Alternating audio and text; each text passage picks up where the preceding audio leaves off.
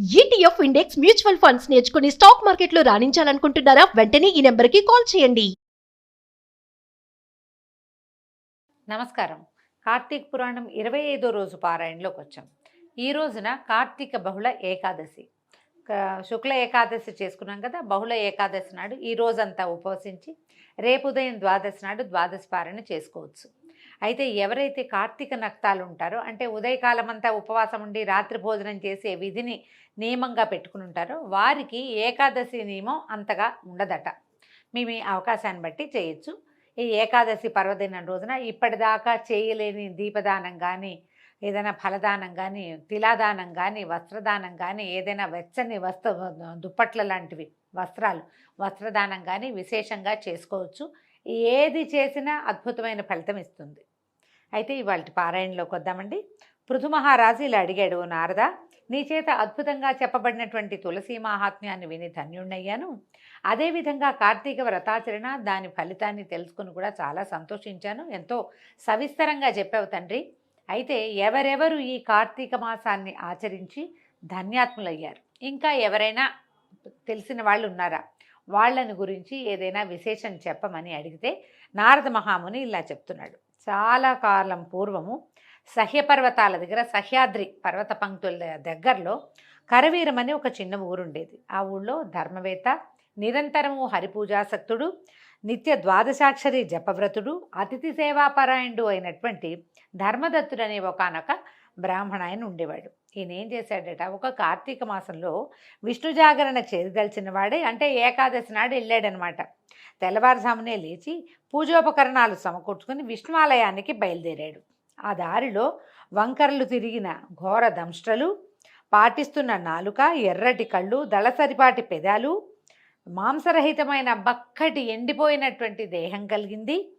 పందివలే ఘూర్ణిస్తున్నది అయిన ఒక దిగంబర రాక్షసి తారసిల్లింది. ఆయనకి కనపడింది ఒక రాక్షసి.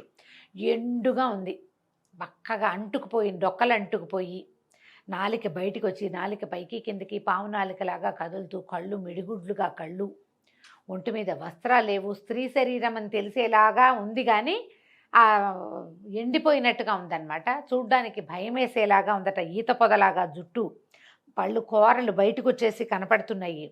ఎంత భయం వేసేలాగానో ఉంది. అయితే ఆమె కనపడేసరికి దాన్ని చూసి భీతి చెందిన రాక్షసుడు హరిస్మరణతో తులసీభరితమైన జలతాడనం చేయటం వల్ల ఆ నీళ్లు సోకగానే దాని పాపాలన్నీ పటాపంచలైపోయాయి.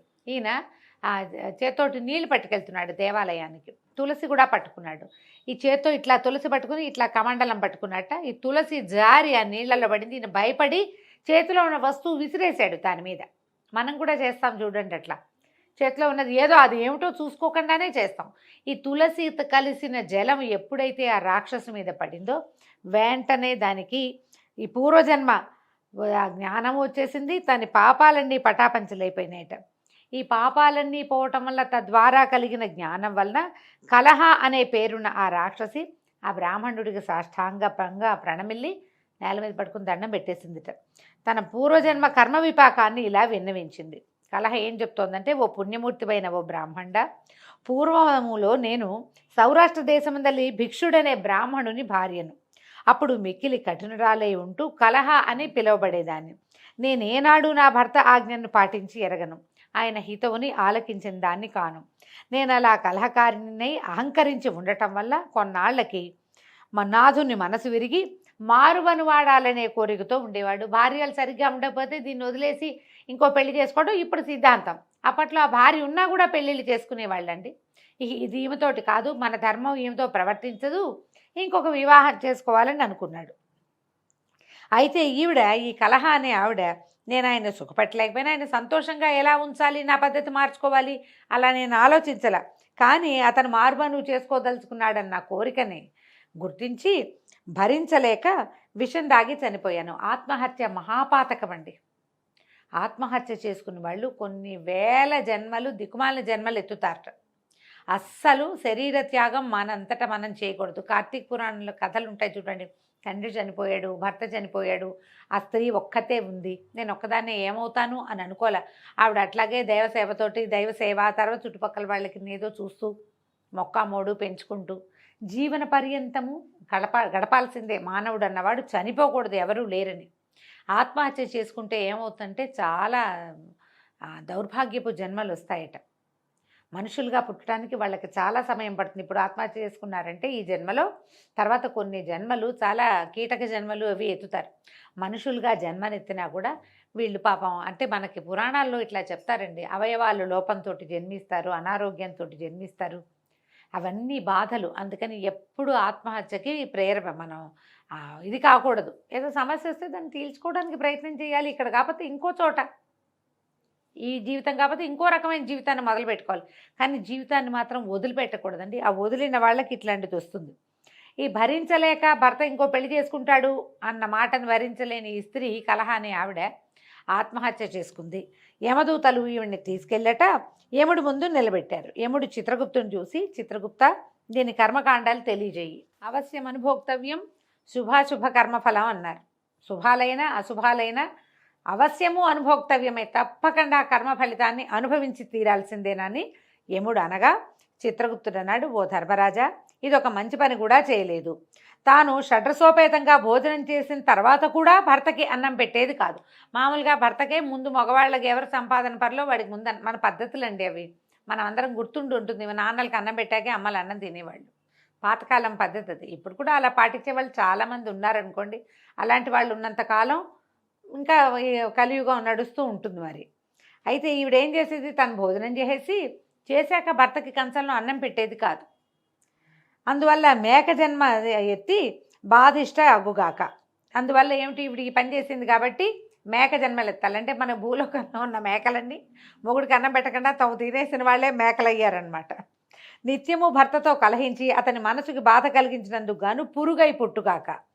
వండిన వంటను తానొక్కతే తిరిన పాపానికి పిల్లిగా పుట్టి తన పిల్లలను తనే తినుగాక.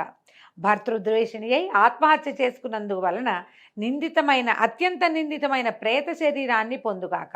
ఇది ప్రేత రూపాన్ని పొంది కొన్నాళ్ళు నిర్జల స్థానంలో ఉండి అనంతరం సత్కార్యములను ఆచరించుగాక అని తీర్మానించాడు. ఇన్ని శిక్షలు వేశారండి. ముందు మేఘగా పుట్టు, తర్వాత ఏం చేతు పురుగ్గా పుట్టు, తర్వాత పిల్లిగా పుట్టు, తర్వాత ప్రేత శరీరాన్ని పొంది గాలిలో తిరుగుతూ ఉండు. నిర్జనంగా ఉండేది ఎవరు, నిర్జలము నిర్జనము కూడా, జనం లేని చోట జలం కూడా లేని చోట ఉండి ఉండి ఉండి ఉండి ఆ తర్వాత ఏదో సత్కార్యాలు ఆచరించవచ్చు. అప్పుడెప్పటికో సరైన జన్మ వస్తుందని చిత్రగుప్తుడు చిట్టా చదివి చెప్పాడు. అది మొదలుగా ఓ ధర్మదత్త, నేను 500 సంవత్సరాల పాటు ఈ ప్రేత శరీరం ధరించి ఆకలి దప్పులతో అల్లాడుతూ అలనాటి నా పాపాలకై దుఃఖిస్తున్నాను. అయితే అనంతరము కృష్ణా సరస్వతి సంగమ స్థానమైన దక్షిణ దేశానికి రాగా అక్కడి శివగణాలు నన్ను తరిమి కొట్టగా ఇలా వచ్చాను. పరమ పావనమైన తులసి జలాలతో నీవు తాడించడం వలన ఈ పాటి పూర్వస్మృతి కలిగింది. పుణ్య తేజస్విపైన నీ దర్శనం లభించింది. కాబట్టి కళంకరహితుడమైనటువంటి ఓ భూసురా, ఈ ప్రేత శరీరం నుంచి దీన్ని తదుపరి ఎత్తవలసిన యోనుల్లోని జన్మత్రయాన్నించి నాకెలా ముక్తి లభిస్తుందో చెప్పి రక్షించు అని పరిపరి విధాలుగా ప్రాధేయపడిందట. కలహ చెప్పిందంతా విని కలతపడిన మనసు కలవాడైన విప్రుడు చాలాసేపు ఆలోచించాడు, ఏం చేయటమా అని. ఆలోచించి దుఃఖభార హృదయుడే ఇలా చెప్పసాగాడు. ఏమంటున్నాడో చూద్దాం. ఓ కలహ, తీర్థాలు దానాలు వ్రతాలు చేయటం వల్ల పాపాలు నశిస్తాయి, కానీ నీ ప్రేత శరీరం వల్ల వాటిని ఆచరించేందుకు నీకు అధికారం లేదు. మానవ శరీరం ఉండాలి. అందుకని మానవ జన్మ అత్యంత దుర్లభమైనది. ఈ శరీరం లభించినప్పుడే చేయగలిగినన్ని దానాలు, మంచి పనులు, సత్కార్యాలు చేసుకో. పురుగ్గానో పిల్లిగానో ఎంత జంతువుగానో సరీసృపంగానో పుడితే నీకు కర్మలు చేయాలి, ధర్మం ఆచరించాలనే జ్ఞానం ఉండదు.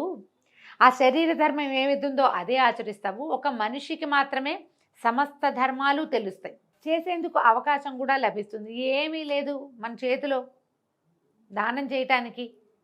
కనీసం వెళ్ళే వాళ్ళు బరువెత్తలేని వాడి ఒక సంచి మోసినా మనకి ధర్మకార్యమే. అది కూడా దానమే తీసి పెట్టక్కర్లేదండి. నడవలేని వాడికి చెయ్యందించు, అది ధర్మం.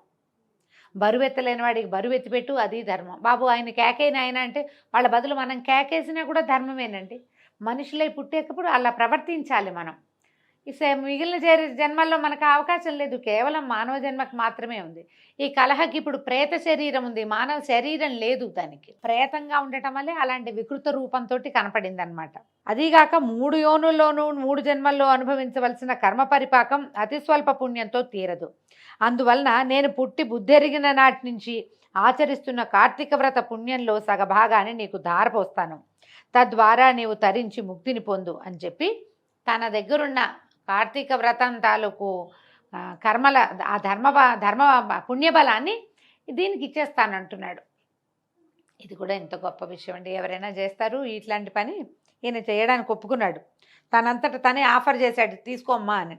ఏం చేశాడట? ద్వాదశాక్షరీ మంత్రయుక్తంగా తులసి తోయాలతో ఆమెను అభిషేకించి కార్తీక వ్రత పుణ్యాన్ని ధారపోశాడు. ఉత్తర క్షణంలోనే కలహ ప్రేత శరీరాన్ని విడిచి దివ్య రూపిణి అయి అగ్నిశిఖవలే లక్ష్మీ కళతోటి ప్రకాశించింది. అమితానందంతో ఆమె ధర్మదత్తునికి కృతజ్ఞతలు చెప్పుకుంటూ ఉండగానే విష్ణు స్వరూపులైన పార్షదులు ఆకాశం నుంచి విమానంతో సహా వచ్చారు. వారిలోని పుణ్యశీల సుశీల అనేటువంటి ద్వారపాలకుల చేత కలహ విమానమందు ఆసీనగా చేయబడి అప్సరోగణాల చేత సేవించబడసాగింది. ఆ విమానాన్ని చూస్తూనే అందులోని విష్ణుగణాలకి సాష్టాంగపడ్డాడు ధర్మదత్తుడు. సుశీల పుణ్యశీలులు ఇద్దరూ అతన్ని లేవదీసి అతనికి సంతోషం కలిగించేలాగా ఇలా చెప్పారట. ఓ విష్ణుభక్త, దీనులయందు దయాబుద్ధి కలవాడవు, ధర్మవిధుడవు, విష్ణుభక్తుడవు అయినటువంటి నీవు అత్యంత యోగ్యుడవు. లోకోత్తరమైన కార్తీక వ్రత పుణ్యాన్ని ఒక దీనురాలి కోసం త్యాగం చేయటం వల్ల నీ 100 జన్మల్లోని సమస్తమైన పాపాలు యావత్తూ సర్వనాశనమైపోయాయి. ఈమె పూర్వసంచితమంతా నీచే చేయించబడిన స్నానఫలం వల్ల తొలగిపోయింది. విష్ణు జాగరణ ఫలంగా విమానం తేబడింది. నీవు ఆమెకు అర్పించినటువంటి దీపదాన పుణ్యం వల్ల తేజరూపాన్ని, తులసీ పూజాదుల వలన విష్ణు సాన్నిధ్యాన్ని ఆమె పొందబోతోంది. ఓ పవిత్ర చరిత్రుడా, మానవులకు మాధవ సేవ వల్ల కలుగని మనోవాంఛితమంటూ ఏదీ లేదు. విష్ణు ధ్యాన తత్పరుడైన నీవు 2 భార్యలతో నువ్వు కలిసి అనేక వేల సంవత్సరాల పాటు విష్ణు సాన్నిధ్యంలో వినోదించగలవు. సంతోషపెట్టారు. విష్ణు సాన్నిధ్య సుఖం, విష్ణు సాయుధ్యం నీకు లభిస్తుంది అని చెప్పి ఆయన్ని సంతోషపెట్టి ఇంకా చెప్తున్నారు. ఓ ధర్మదత్తుడా, వైకుంఠంలో నీ పుణ్యఫలానుభవం తర్వాత తిరిగి నువ్వు భూలోకంలోని సూర్యవంశంలో దశరథుడనే మహారాజుగా పుడతావు. ఈ జన్మలో నీకు భార్యలుగా ఉన్న 2 కూడా నీ యొక్క పుణ్యవశం చేత నీకు మళ్ళీ భార్యలుగా పుడతారు. ఇప్పుడు నీ చేత పుణ్యాభిషిక్త అయిన ఈ కలహయే నీకు ఆ జన్మలో 3వ భార్యగా పరిణమిస్తుంది. దివ్య కార్యార్థి అయి భూమిని అవతరించున్న విష్ణువు రేపొద్దున పుట్టబోతున్నాడు విష్ణుమూర్తి. ఆయన ఆ పుట్టుకలో నీ కుమారుడుగా జన్మిస్తాడు. ఓ ధాత్రి సురవరేణ్య, విష్ణువునకు అత్యంత ప్రీతికరమైన ఈ కార్తీక వ్రతంతో సమానమైన యజ్ఞ యాగాదులు కానీ దాన తీర్థాదులు కానీ ఏమీ లేవని తెలుసుకో. అంతటి మహోత్కృష్టమైనది, నీచే ఆచరింపబడినది ఈ కార్తీక వ్రతంలోని సగభాగపు పుణ్యానికే ఈ స్త్రీ విష్ణులోకాన్ని పొందుతోంది. ఆమెను ఉద్ధరించాలనే నీ సంకల్పం నెరవేరింది కనుక నువ్వేమి దిగులు పడక నాయనా, ఈవిడ ఉద్ధరించబడింది. తదుపరి జన్మలో ఇంకా కొంతకాలం, అంటే ఇక్కడ మొత్తం వీళ్ళు పుణ్యబలం అంతా అయ్యాక మళ్ళీ భూమి మీద పుడతారు. మనమంతా కూడా అట్లాగే పుడతామట. నువ్వేమో దశరథుడుగా పుడతావు.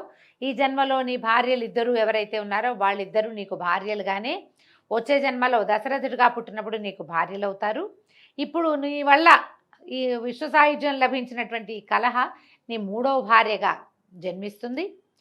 భగవంతుడు కార్యాంతరం కోసం, అంటే శిష్టరక్షణ దుష్ట శిక్షణ చేయటం కోసం భూమి మీద అవతరించబోయే రామావతారంలో అతను నీకు కుమారుడుగా జన్మిస్తాడని తెలియజేశాడు. ఈ సుశీల పుణ్యశీలుడు 2 కూడా, అంటే విష్ణు పార్షదులైన వాళ్ళిద్దరూ ఈయనకి ధర్మదత్తుడికి తెలియజేశారు. ఈ విధంగా ఈరోజు పారాయణ పూర్తయిందండి.